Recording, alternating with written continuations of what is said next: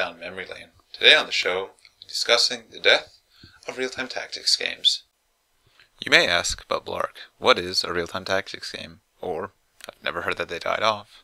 So let's answer the first question. A real-time tactics game is an objective-based, real-time combat simulator. Imagine chess, but without having to take turns. Each movement you take is a reaction to the enemy's movements until you get in the perfect position to strike.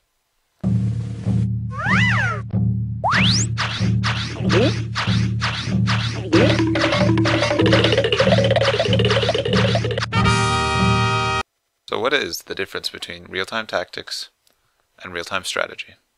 In a real-time strategy game, not only are you the battlefield commander, but you're also the economist, picking and choosing upgrades, funneling resources to the battlefield, and producing proper units that counter the enemy. With real-time tactics, you're in charge of the units that you are provided. This gives a huge emphasis on the risk-reward system. Some see this as a puzzle game, but various methods of assault and possible diversions make this an on-the-spot decision-making game. Think Hitman, but from a top-down perspective. For me, the first video game venture into real-time tactics was Jagged Alliance 2. Some other gems you may have played in the past are XCOM, Close Combat, Bungie's Myth, which was the exact same company that did Halo, the Syndicate series, and Commandos.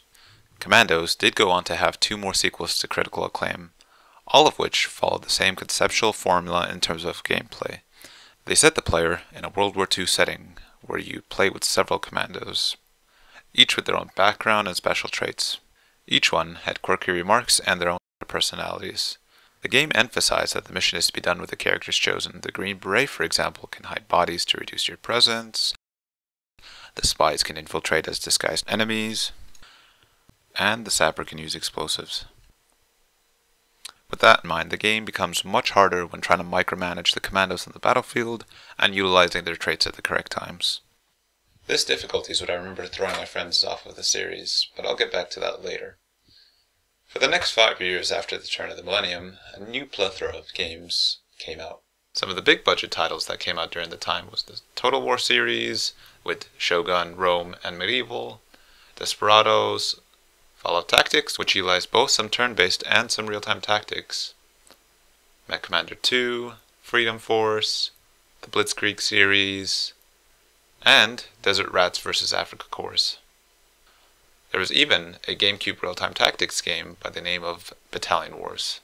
Some of these games are the best examples of how real-time tactics can actually feed into the experience of the game. World in Conflict is a shining example of this.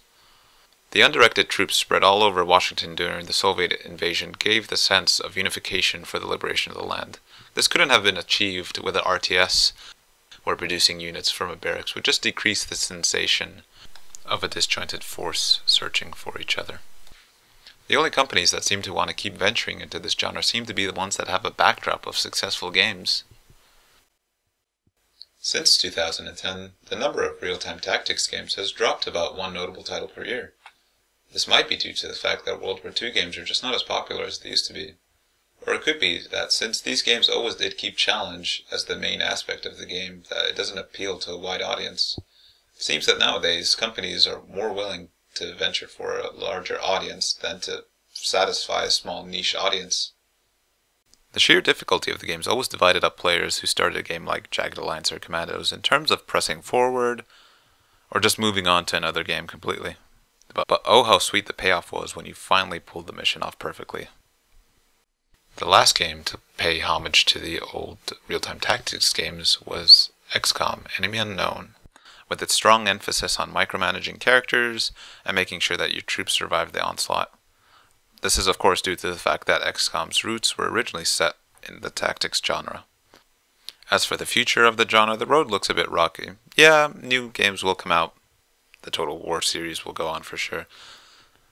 But will developers really look forward to new ventures in the genre? In my opinion, no. With such a niche market these days for people who love good tactical challenges, the gamble probably isn't worth it for the companies.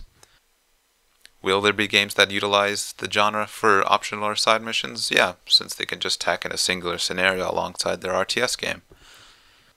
If any game developer is watching this and was ever thinking of going down the route of making a real-time tactics game, all I can say is that there's enough loyal fans out there. Thanks for listening, and if you think I forgot something, or want to voice your own opinion, be sure to leave a comment. And don't forget, keep it fresh.